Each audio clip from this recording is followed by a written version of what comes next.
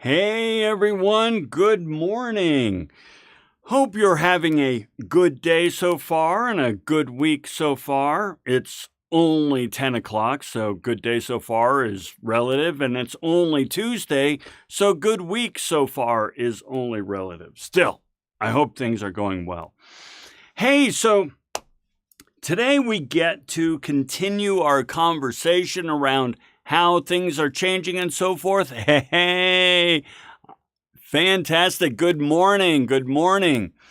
So I want to we got to orientate ourselves again. You see, here's the thing, guys.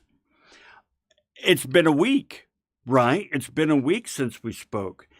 And on one hand, a week isn't all that terribly long. But when you're talking about abstract stuff like origins of business thought and philosophies and so forth, that stuff just disappears. I get it. So to prepare for today's lecture, I want to kind of set the stage for you a little bit. And everything I say, you'll remember once I say it, right? So remember, business is growing. Business is growing pretty substantially. And furthermore, we've introduced these ideas of free market and people making their own decisions about how they work, what they do for a living, what they sell, what they buy, things like this. And free market includes what we do for a living, right? It's no longer whatever your father did, in the case of Schiffbauer, shipbuilder, and it's not slavery or indentured servitude, or at least it shouldn't be. It still exists. It's free market, right? And free market, as I mentioned, was one of the foundations of capitalism. We're kind of building on these things. We also kind of talked about, well, since people can decide what to do on their own and they don't have to be forced to do something anymore, who's going to do the dirty jobs? Who's going to do the nasty work? Since we don't have slaves and we don't have last names that say this is who you are and this is what you do. Well, the thing that we kind of came down on was what is called the profit motive. The profit motive says we're always going to work to try to better ourselves, right? And yeah, Raphael, we kind of, we're going to be talking about peasants today and how with a poor system, which we're going to talk about today, a poor system and an ineffective system, peasants, this is a problem. We need to have other solutions in place, which we're building out to. And then the last thing so we had free market is kind of an aspect of capitalism. We had profit motive, which is everyone's going to work to better their material circumstance. You guys are working, and you work the dirty jobs. You work crap jobs that you don't really want to spend the rest of your life in.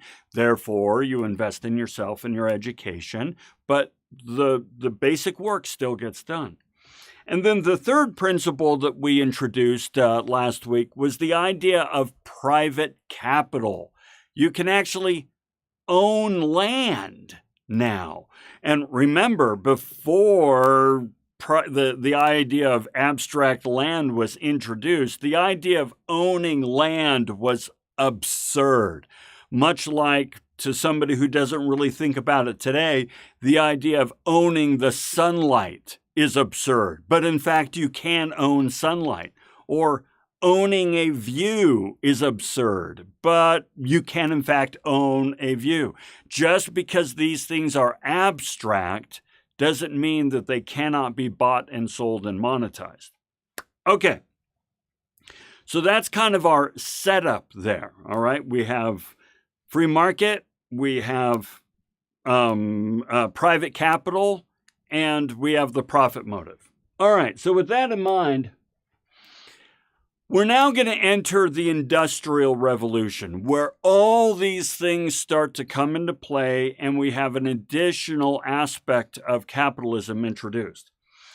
You already know about the Industrial Revolution. You studied the Industrial Revolution in high school and so on and so forth. And I'm going to turn on my fan. There we go. So I'm not going to get into the dates and nitty-gritty of Industrial Revolution. What I am going to talk about is how this changed the way we work. Because up until before the pandemic changed things. We're going to talk about this. Remember, it's not a history class. We're going to bring this to modern day. Up until about the pandemic, the way we worked was really rooted in why we did things due to the Industrial Revolution. So we're going to talk about that. So let's play with this for a moment. Oh, let's see. I think I want this button right here. We're going to be going over a whole bunch of readings. Don't worry about those. Okay. The effects of the Industrial Revolution on business philosophy. All right. Here's the first one, guys. I'm going to read this from the reading, okay?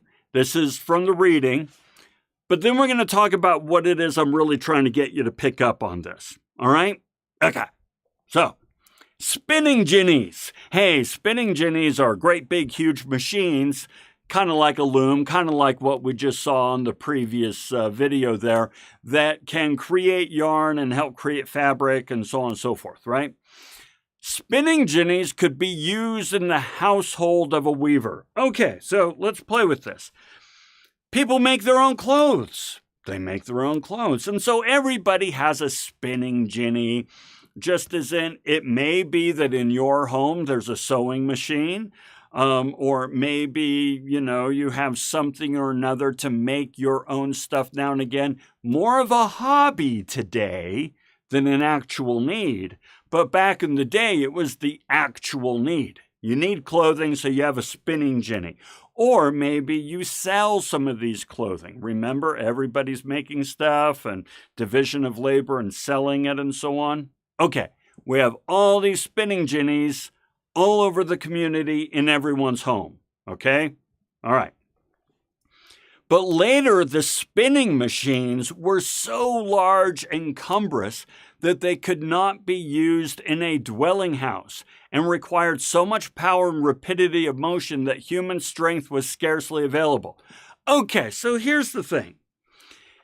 Your teeny tiny little spinning jenny in your home can only produce so much. Now, it's okay, it works because you can power it with your foot and so forth, and it meets the needs of your household.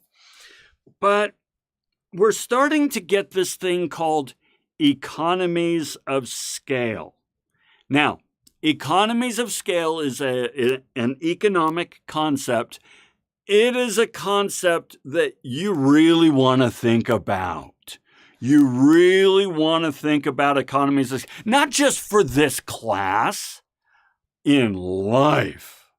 Okay, here's what economies of scale means. And I'm telling you, it's important in life. Think about this. Economies of scale is basically getting more and more output for the same amount of input or less input. Okay, so for example, I'm going to take, let's take a streaming service, for example. All right, maybe you subscribe to Netflix or Max or Disney or whatever, a streaming service. Okay, they have invested, billions of dollars in all their servers and the connectivity. Okay, great. So then you sign up and now you pay them $10 a month. I know it's more, but bear with me. You pay them $10 a month. They don't need to build any more server space. They don't need to get increased connectivity or anything. All of these services are available to everyone. They're just waiting for people to pay $10 a month. So if a whole community each pays $10 a month, and that means $1 million for Netflix, Netflix doesn't have to spend a single penny more to service those customers. This is an economy of scale. Once you've invested in the initial, product, you can add more and more customers and get more and more money without more and more investment. Okay? So in the case of you guys, economies of scale might be, all right, so if I have to go out and do some shopping errands. Well, if I do all my shopping errands at once, I can get everything done for the same amount of gasoline, or for generally the amount of gasoline. Whereas if you go out every single day for a different errand, you're spending more and more gasoline. You're not getting economies of scale. So we're going to talk more about this, but it's an important concept to understand. So you can't get economies of scale when, by the way, my economies of scale, well, I'll come back to it later. I'm thinking way ahead. Okay, so the industry required bodies of laborers working regular hours under control of their employers and in buildings where the machines were placed and power provided. Okay, so now here's what's happening. People who own the land and the factories, private capital. Since you can own land, you can build a factory on it. So people with money, with private capital, they build a factory. And they put in this factory great, big, huge spinning jennies, great, big, huge machines. And they build these factories on rivers so the river can power these spinning jennies. But now they need people to actually run these things. You need factory workers, all right? So that means you need to pull people out of their homes and put them into the factory. Now, they were fine at home, but now how are you going to get them out of their homes and into the factory? Well, since they have economies of scale, they're going to be able to make a lot of clothing and sell it really cheap. There's no way you can compete with that in your home. If you were selling clothing out of your home, you're out of business because they can sell their stuff for pennies on the dollar. So now that you're out of business, what are you going to do? Well, remember last time we talked about the farmers having to leave the farms because they no longer own them. Now we're talking about people having to leave their homes because they can no longer produce or earn a living in their home, so they have to go to the factory. All right? Now, I know this sounds like history, but bear with me. This is going to come around to today. So, let's do this. And I know it's all messed up. What's happening today? Now, build a new business, right? So, let's come over to this. Got a light bulb there. How is this changing today? Okay, I want you to think in terms of the pandemic and how things have changed. Before, we were pulling people out of their homes and putting them into office buildings because we needed everybody in the office buildings. Okay, this is, you're not going to be able to earn a living at home unless you start a business, right? But better and safer to work for the man in these office buildings. How are things changing today? They changed significantly, and the economy today is having a tough time trying to figure things out. Now, as you think about the answer, let me continue to give you some insight. Before, we were pulling people out of their homes and putting them in companies, business buildings, factories, because that's where all the technology and power was. How are things changing today? Telehealth. All right, so check this out. You as a customer, as a patient, can contact a provider and not even leave your home. And does the provider need to be at the clinic? Not necessarily. Today, some companies can save money on real estate having all remote workers. Okay, this is good. I mean, you're getting what I'm saying, all right? There's this trend to people working remotely. In other words, people, instead of leaving their homes to going to businesses and offices and factories, they're leaving the factories and the offices to go and work from home. Why are they able to do this? We couldn't do it 20 years ago. Why can they do it now? Why can somebody work remotely from home and be just as effective? What do they now have that they didn't have 20 years ago? With advances in internet technology, there's the answer. The answer was already there, Lon, you just didn't read it. Internet technology, you can effectively work for a corporation from home. So the economy of scale doesn't necessarily need you to leave your home. Goose is absolutely right, okay? So as Cassie says, technology, advances in technology, Caden chimes in. Julian, a lot of businesses like tech move out of places like San Francisco and Austin, Texas, which is an interesting trend developed through the pandemic. Yes, going into smaller towns and so forth. So, and also, Raphael says there's also tax advantages. Yes. And flexibility. Yes. Okay, so check this out. I find this really fascinating. And just so you know, companies are kind of losing their minds on how to deal with this. Okay?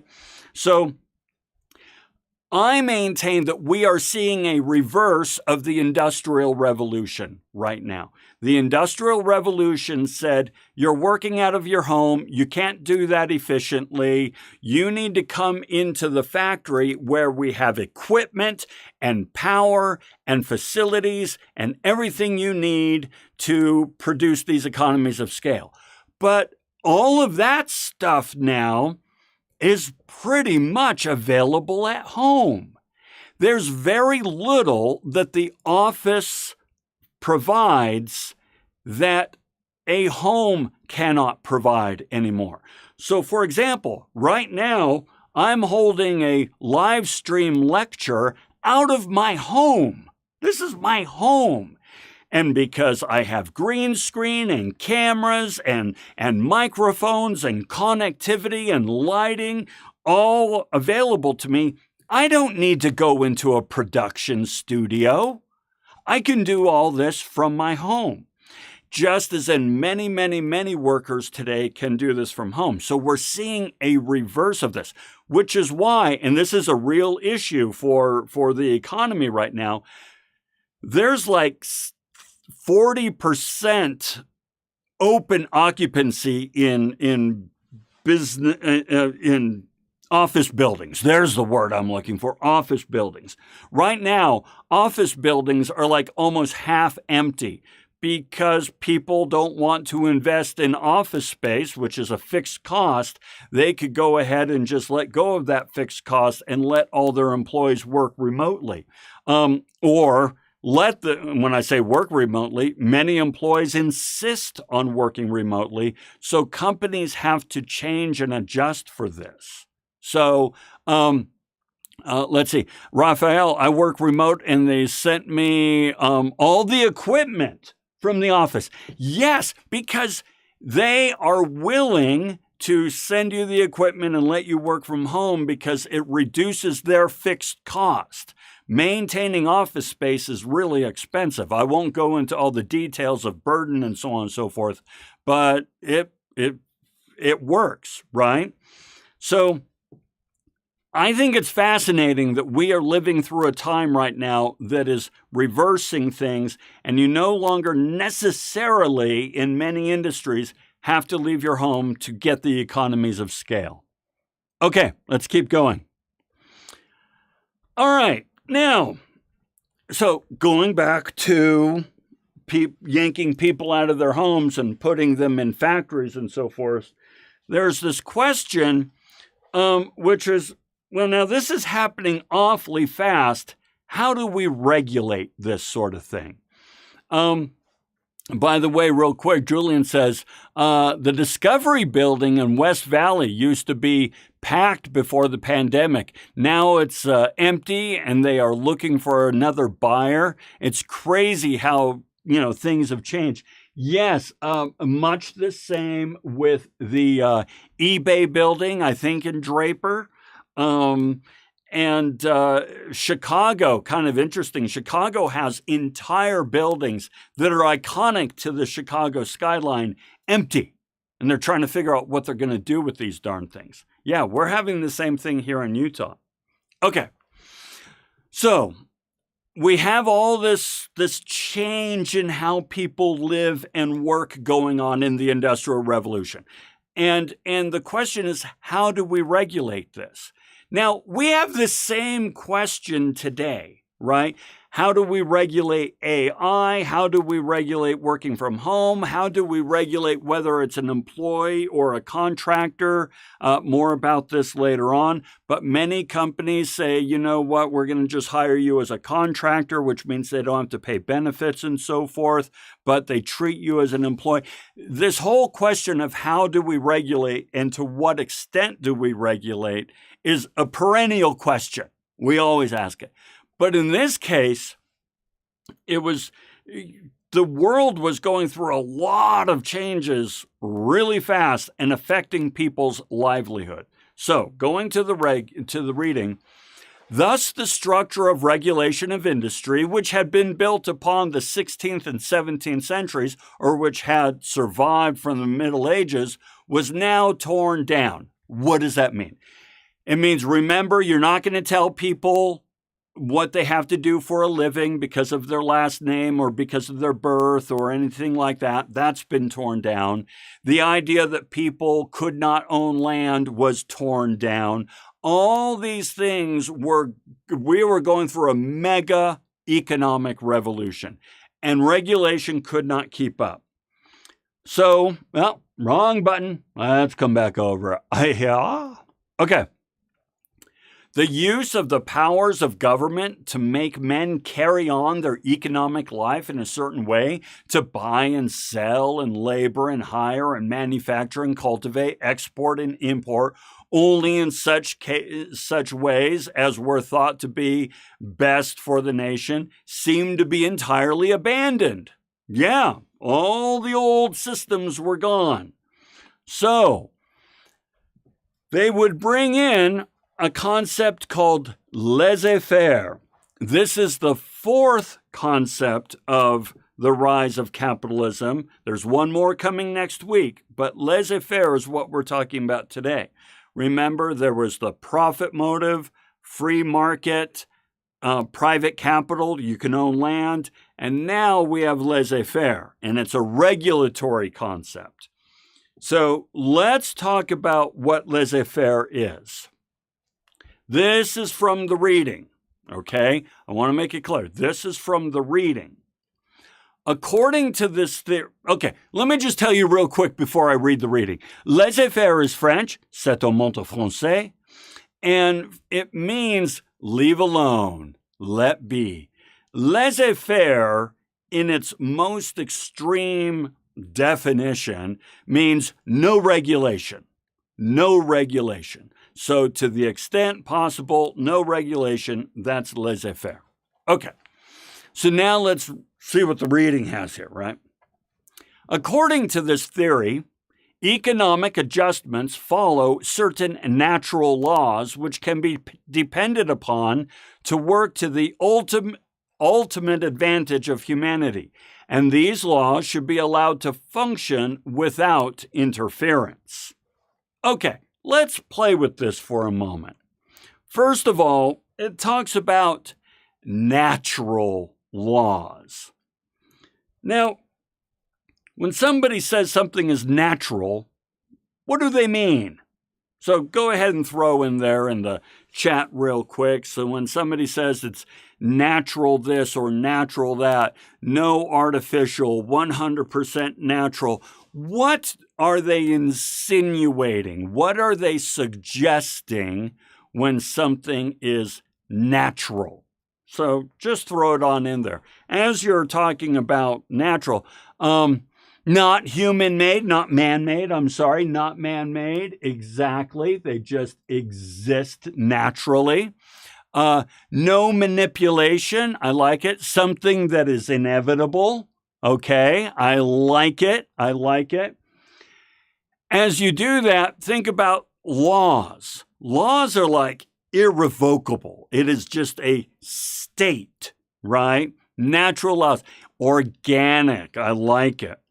I tend to believe that when people say something is natural, they suggest good and benevolent. This is not saying any of your answers are wrong, and not at all. I am adding to the dialogue, right?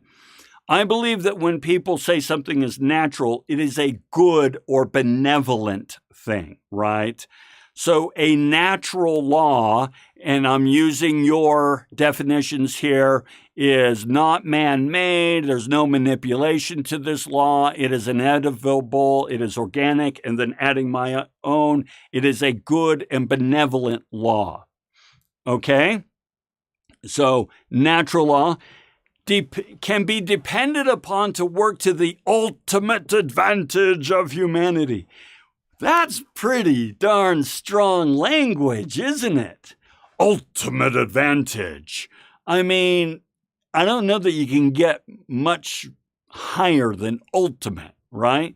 So they're saying if you let the natural laws be, it will work to the ultimate advantage of humanity, right? Commodity, hard to ignore. Yes, right? Okay. Then finally, these laws should be allowed to function without interference. This is the laissez-faire part. Laissez-faire says, listen, an economy is like an ecosystem, and it follows certain natural laws that if you just let them do what they do, it will work to the benefit of everyone. And so you should not try to regulate or interfere in these natural laws. It's an economy, it's a natural system, let it do what it's going to do.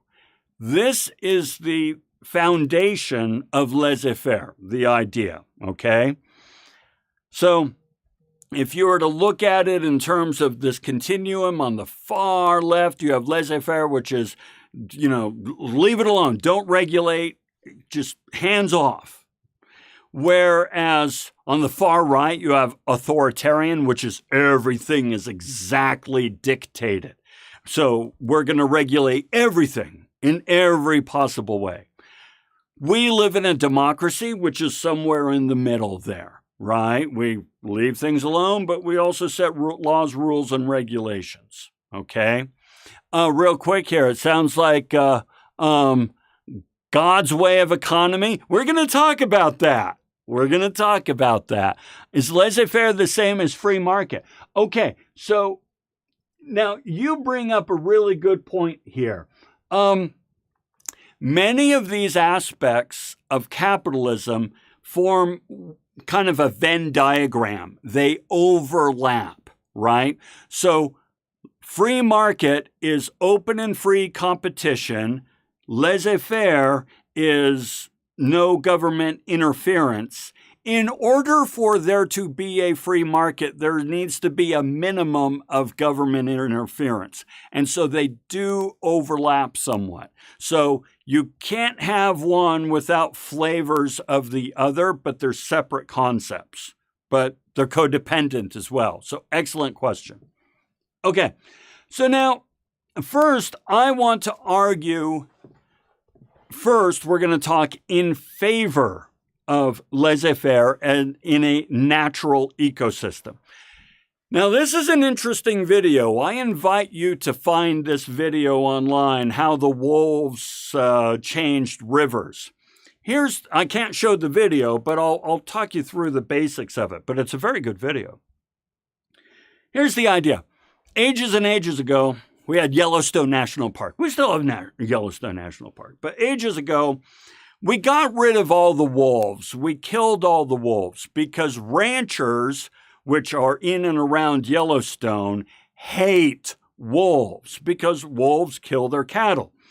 So ranchers said, you know what? We need to get rid of all the wolves, which is a form of regulation. So they exterminated all the wolves in the area. Okay, and then we had Yellowstone for decades and decades and decades. But then a few years back, and probably about a decade ago, they made the decision to reintroduce the wolf to Yellowstone. Okay? And the effects of this were incredible. All right? It talked about how wolves changed the behavior of animals and how some animal species that were running amok were now kept in check, and other animal species that couldn't really get a foothold were now able to flourish, and how it changed the forests because different animals were eating at different levels and so on and so forth, and it changed how beavers operated and so forth, and how much foliage was around because there weren't too many elk and yada, yada. Goes on and on and on. It's a really good video. I invite you to watch it. But what it really came down to was if you just leave Yellowstone alone with all the species that were supposed to be there, including the wolf, you have a beautiful, self-regulating ecosystem and environment. And if you try to do something like take out the wolf, you have an impact on that is detrimental to the entire ecosystem. So this is me talking in favor of laissez-faire when it comes to a natural ecosystem. Anything man does in this natural ecosystem to try to regulate it will ultimately hurt the health of everything in that environment. Okay, that's the argument in favor. However, we look at both sides here. I'm now going to look at a different side. Now, way back when, and you do not have to have remembered this, okay? You read this ages and ages ago. You don't remember it, but I'm going to remind you here. In a reading, it said, physics and math are sciences, but business and engineering are applications of science. They use the laws discovered elsewhere for their own reasons. Sometimes there is a danger in using an application without remembering the source. Without keeping the source of an idea in one's mind, it is easy to make false associations. Why do I dig up this old reading? Because laissez-faire can arguably work in a natural ecosystem. However, I would argue that the human economy is not a natural ecosystem. And furthermore, to say that something is natural, check this out.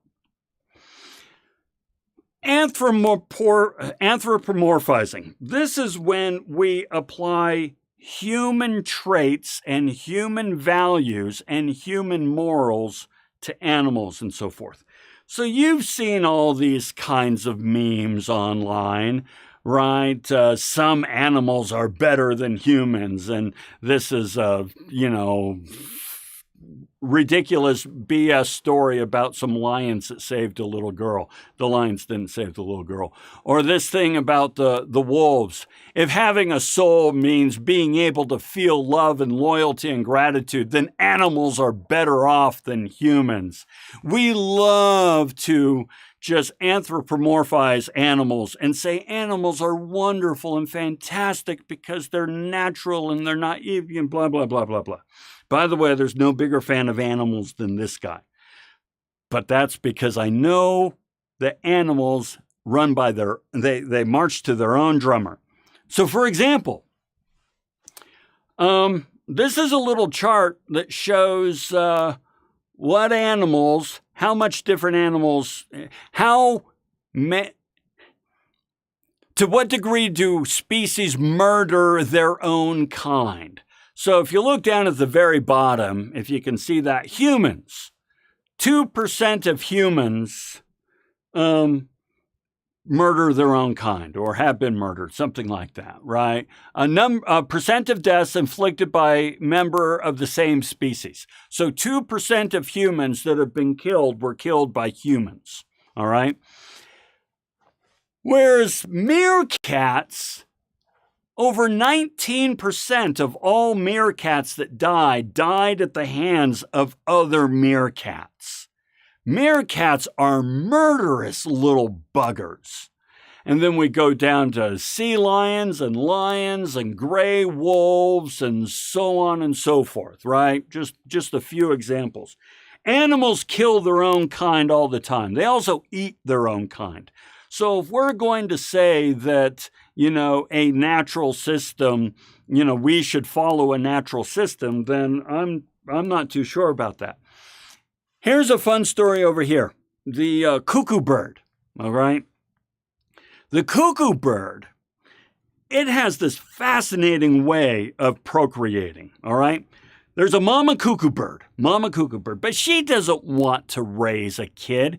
Who wants to raise a kid? That's for schmucks. And so what the mama cuckoo bird will do is she will find the nest of a reed warbler. That teeny tiny bird up there is called a reed warbler. So she'll lay her egg in the nest of the reed warbler along with the other eggs of the reed warbler. And then that mama cuckoo bird takes off. She's gone. She laid her egg. She did her job. So then the cuckoo bird hatches, and the cuckoo bird hatches first. All right? Very quick gestational time in the egg, if that's what the term is, and so forth. So the cuckoo bird hatches, and then the cuckoo bird will push the eggs of the reed warbler out of the nest. Watch a video of it. It's very fascinating how it gets under the eggs and pushes them out of the nest and basically kills its adoptive siblings. So the reed warbler, who's dumb as a bird, doesn't know any different. And so she says, okay, I have a chick here. Only one survived. That's fine. I'll just raise this one chick. And so she spends her whole maternity raising the chick of a cuckoo bird. Okay? So here's the point. Human beings, we have a moral compass. I'm not saying we always follow our moral compass. Let me be clear. We screw up plenty. Nevertheless, we have a moral compass. We put in place certain laws, rules, expectations, regulations, ethics, norms of behavior, and so forth, so that we can cohabitate, live together, and progress as a species and only kill 2% of each other, right? And this moral compass requires a certain amount of regulation, how we regulate one another in adhering to this moral compass so that we don't murder each other and eat our young and things like that. Okay, so that is the concept. And we'll come back over here for a moment. That's the concept of laissez-faire, all right? So we have ourselves the profit motive, free market, private capital, and now laissez-faire. And this fight over laissez-faire continues today, and it should. It should. We are always butting heads on the question of regulation. Do we have too much regulation or too little regulation? Now, if all you do is read the headlines, you can be forgiven for thinking that the conservative side of the aisle tends to say less regulation. They want less regulation.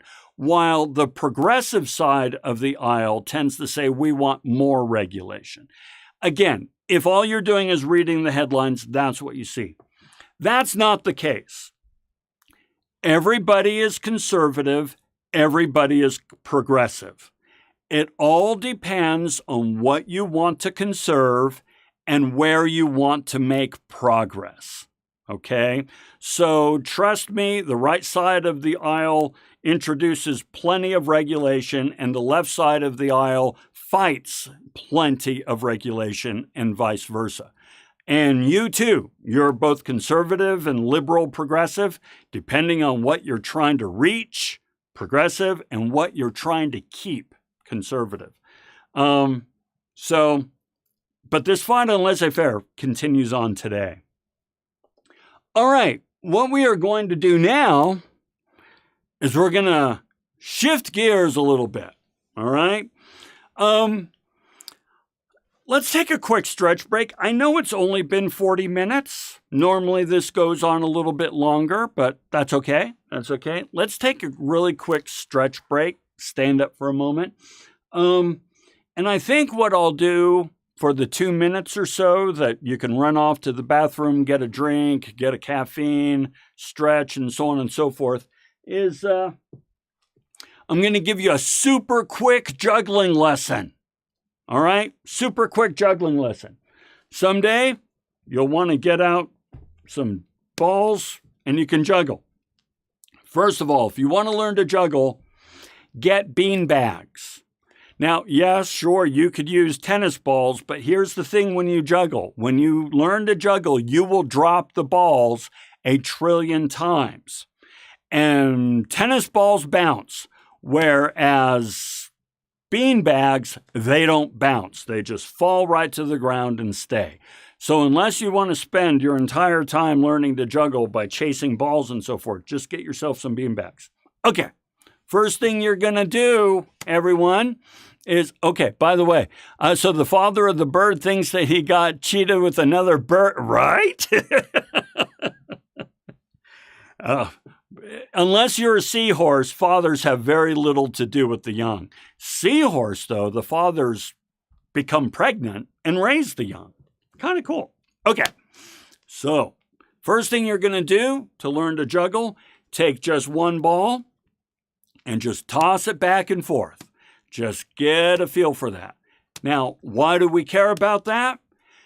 Because you'll notice the idea is to keep your hands as still as you can, because that hand is going to be really busy. And so you want to keep it in place as much as possible to conserve motion. Furthermore, you want to get really comfortable with throwing the ball at just slightly above eye level so that you can do it more or less without really looking. So I can just throw it around. I'm looking at you at the camera. The ball is just in my peripheral vision. So you do that. Okay, next thing you're going to do is you're going to take 2 balls. Once you got that one ball all kind of figured out, you're going to do the exact same thing, but you're going to do it with 2 balls in a 1-2 fashion. So you're going to throw with the right first and then the left, and you're going to throw 1-2, and you're going to catch 1-2. So 1-2, 1-2. And then you go with the left hand first. So right hand first and then left hand first. Now, the reason you wanted to keep your hands fairly still there is because it's throwing the ball, but then immediately catching the next. So you want to keep the hands in a place where they can both throw and catch with minimal movement on the part of the hands. Let the balls do all the movement. The hands stay relatively still. Okay, so then once you have the 1-2 kind of down, and you feel really comfortable with that, starting with both the right and the left hand, you then just go to 1-2-3. All right, so you're going to throw first with the right, and you're just doing the exact same thing. We'll only do 3, but you throw 1-2-3, and you catch 1-2-3. So 1-2-3, and that's it. And then you start with the left, left, 1-2-3. That's it. In other words, what's really interesting is juggling 3 balls is really no different than juggling 1, certainly no different than juggling 2. So I'll give you an example. I will have a fictitious third ball here, an invisible third ball. I will be juggling 2 balls, but trust me, I'm juggling 3 because of my motions. So right now, I'm juggling 3 balls. You just can't see that third ball. All we're doing now is adding that third ball. So it's actually really easy. Juggling is one of those things that it's a whole lot easier than it looks. Yeah, I could juggle 5 fictitious balls. Right? Yeah, I'm going to give that one a light bulb. Yes, yes. Good for you. That takes a lot of practice. Juggling is one of those things that it's hard. It's easier than it looks. It's kind of like solving a Rubik's Cube. Once you know how to solve a Rubik's Cube, it's almost boring because it's just an algorithm. Well, it's the same thing with juggling, is once you know how it's done and so forth, the basics, you can learn basic juggling in half an hour, with including some practice and getting pretty good at it and so on and so forth. But then getting really good at it, that's what takes the years and years and years of practice. Okay, so there was a juggling lesson. All right, let's come on back then.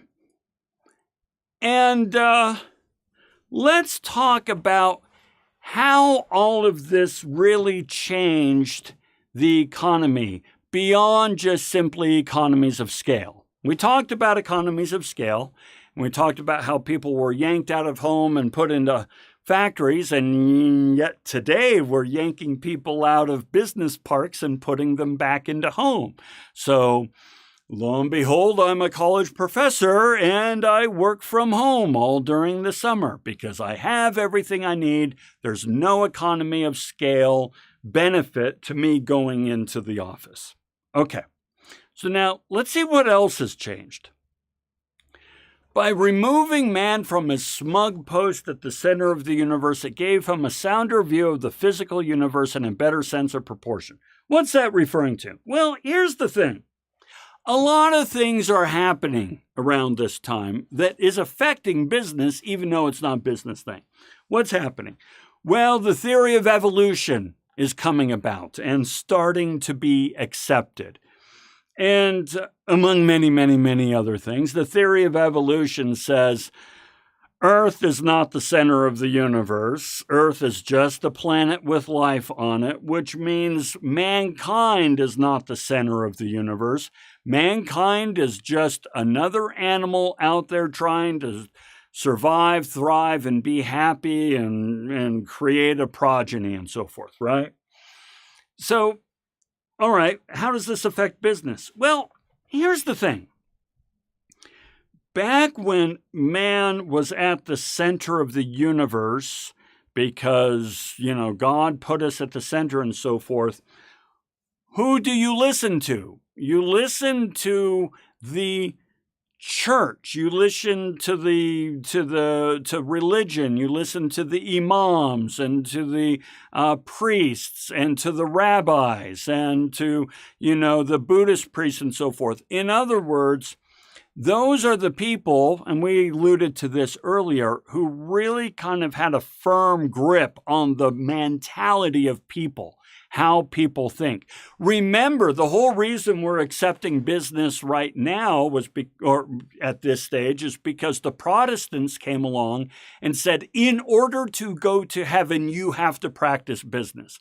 So even when we're practicing business, we're doing so for a religious reason. So religion is really at the center of every decision we make.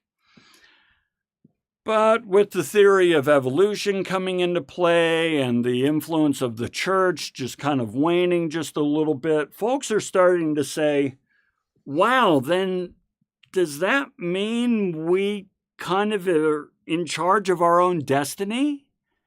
We can challenge things, we can question things, we can explore things, we can develop and invent things, because these were activities that were not encouraged before. So continuing on, and the method of his scientific investigation stiffened his system of thought. Skepticism, as Huxley pointed out, was no longer a sin but a virtue. Okay, what do I mean? Well, back in the day, if you had a question, you wouldn't go off and try to find the answer. You would turn to the Bible in the case of Christianity and try to find out the answer to the question in the Bible, or you would consult a priest. I know it sounds silly, I know it sounds silly, but there's this kind of famous story of this person, and it's probably apocryphal, but it just demonstrates the idea. Person who was wondering how many teeth does a horse have? And maybe you can Google this and tell me a little bit more about the origin of this story, because I'm talking through my hat right now. But a person wanted to know how many teeth does a horse have?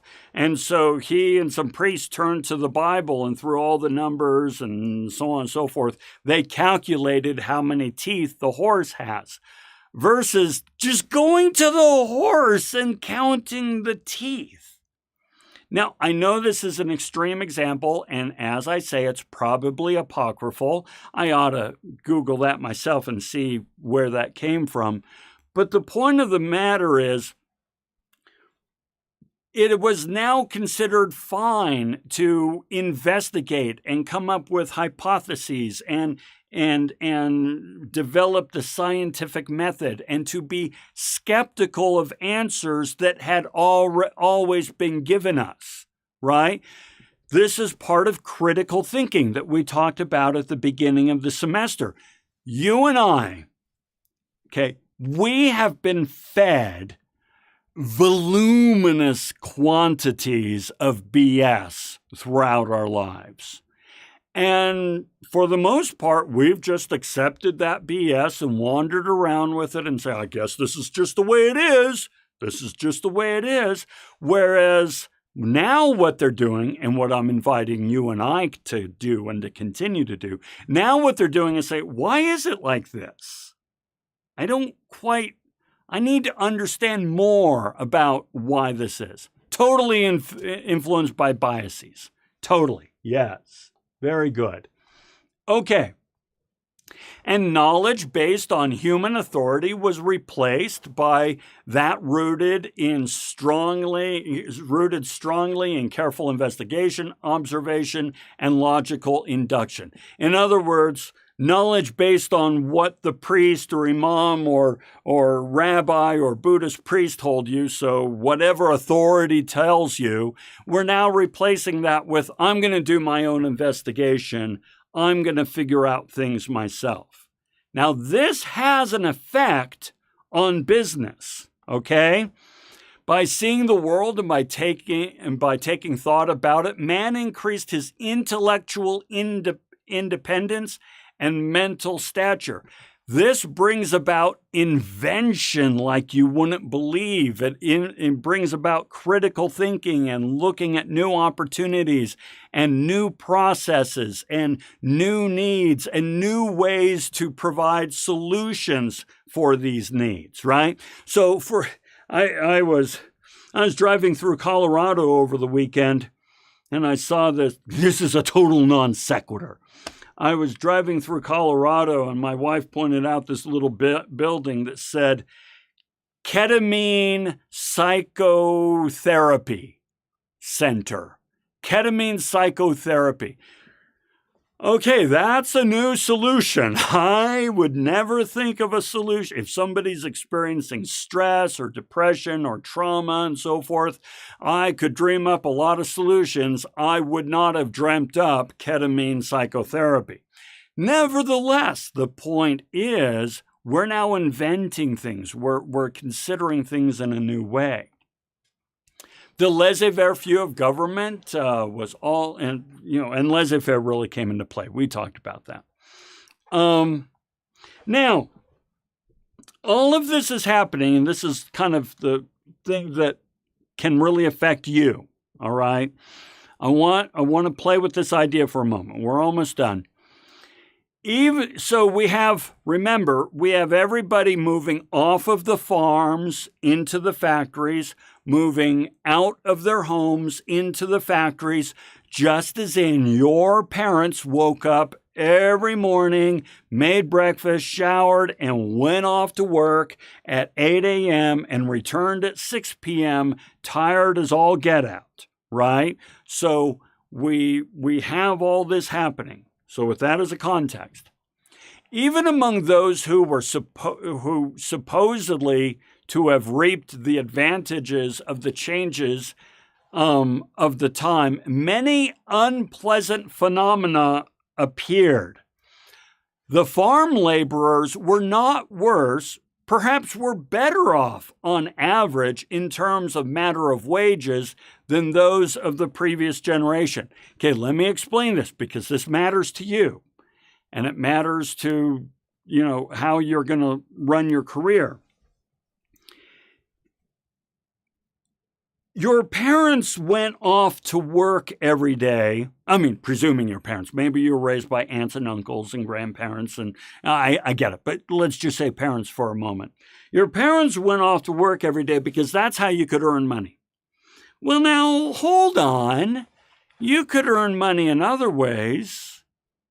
You could start your own business and so forth. But that's really risky. And so what many of us do is we give up the autonomy that we could have in our own business in favor of the security that we can have in working, right? But now check this out. This is from the reading still.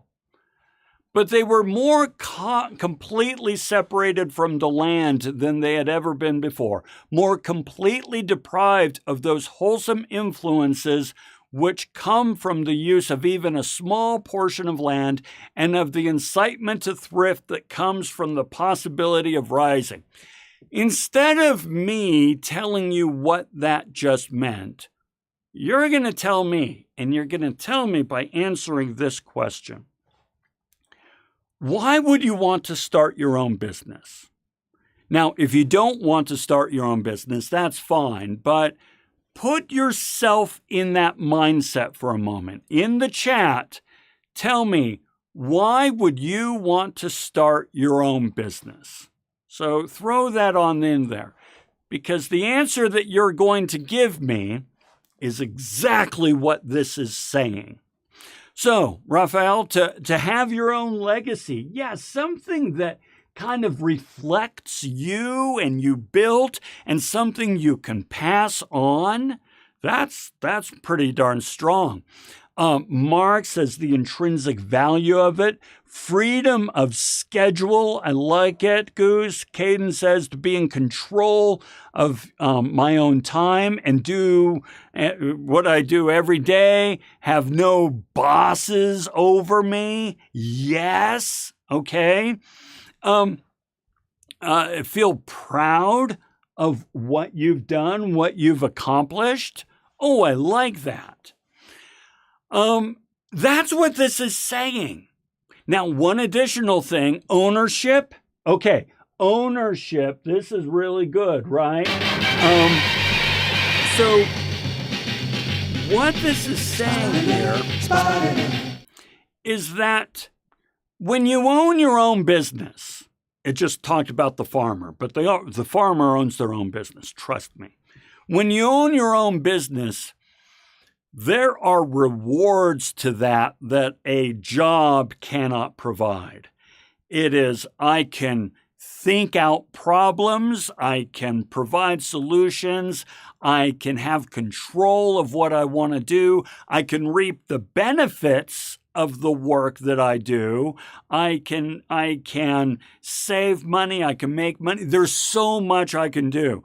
And this is what makes us human. This is what, actually, we haven't taught Karl Marx yet. We'll talk Karl Marx later. But we need to have this. And so what the reading is saying is that while these people, sure, they made more money in the factory than they did as a farmer, what they lost is all those things that make running your own business just so darn rewarding. Raphael says, bring value to people, solve problems in society, multiple reasons, but I believe the most important would be to have a peace of mind knowing that my family is going to be taken care of. I love it. Really. Very, very, very good. Okay. So, here's the thing though. Now that we've pulled people out of their homes, off the farms, and shoved them into factories and business buildings and so on and so forth, This has created classes, economic classes. All right. Now, you'll remember from a previous reading when we talked about land being, cornered off from common land and so forth. Remember how those in power decided that they owned the land and they enclosed it off so that people who made their living off of that land could no longer do so. We talked about that. Well, we've now created a couple of economic classes. Since the erection and operation of the factories demanded two things, money for building and maintenance and mill hands to operate the power looms, England, and U.S. as well, soon found herself with two new major classes of society that represented capital and represented labor, the employer and the employee. And yes, these were classes. We look at employees differently. And, bosses look at employees in a certain light, and employees look at bosses in a certain light. And furthermore, society reveres the job maker, the job creators. That's what they're called. The job creators, Elon Musk and, Bill Gates and blah, blah, blah, all these job creators. We hold them up on a pedestal. And you employees, you should be happy to have a job. Okay, so we've got this class system starting to develop. The industrial, and by the way, in this class system, it was ugly. I mean, you think you're treated poorly as an employee today, you're treated like a king compared to how employees of the past were treated. I'm sorry, I got a little dot there and it's driving me cuckoo bananas, right? And so employees started to build and come around it or create trade unions and so forth. Now, you might think, is that it? Yes. Ending on the discussion of trade unions, because things are changing so quickly, we're starting to see a resurgence of trade unions, something we'll kind of explore a little bit later in a future lecture.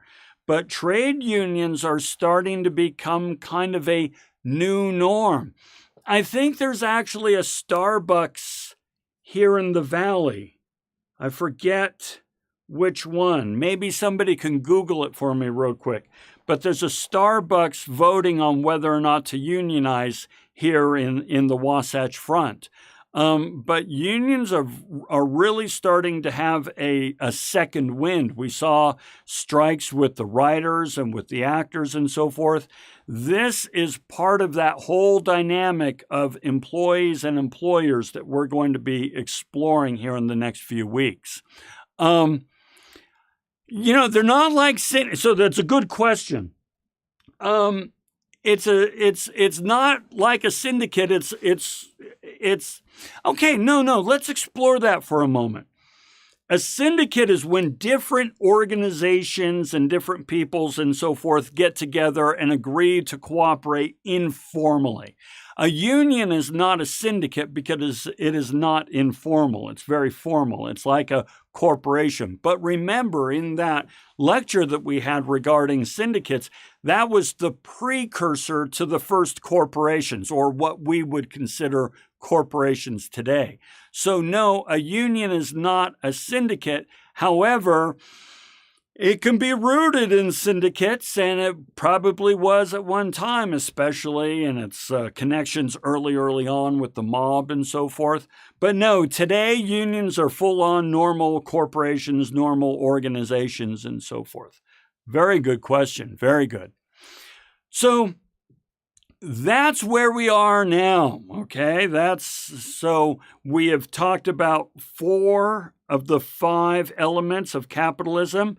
We've got free market, profit motive, private capital, and now laissez-faire. Next week, we will talk about the 5th and final element, which is called the invisible hand. And remember when I think it was one of you, up here, I don't know, talked about the economy of God. Was it Was it Raphael? In any case, we're going to see this in the invisible hand. So stay tuned. All right. So that's it for today. As always, please send me an email. Let me know that you were here and that you participated. And I will also stick around for a little bit and answer any questions. Yes, Raphael. Okay. Answer any questions that you might have or clarify anything. But otherwise, we are all set. Fantastic work today. And we'll see you next week. Have a good one.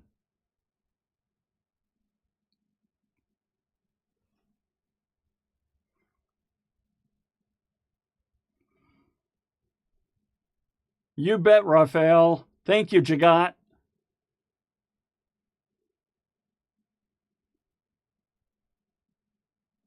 We'll see you, Jordan.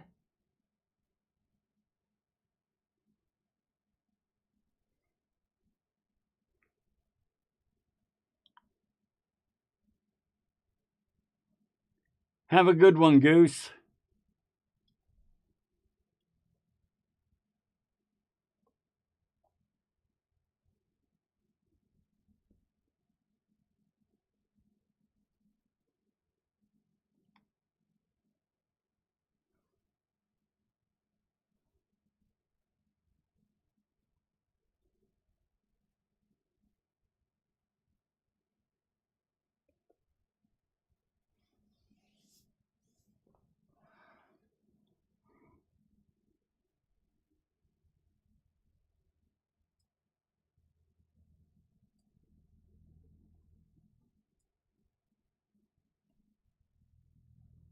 All right, well, I'm not seeing any questions, and it looks like folks are dropping off. So with that, I'm going to go ahead and end the stream, and we'll see you next week.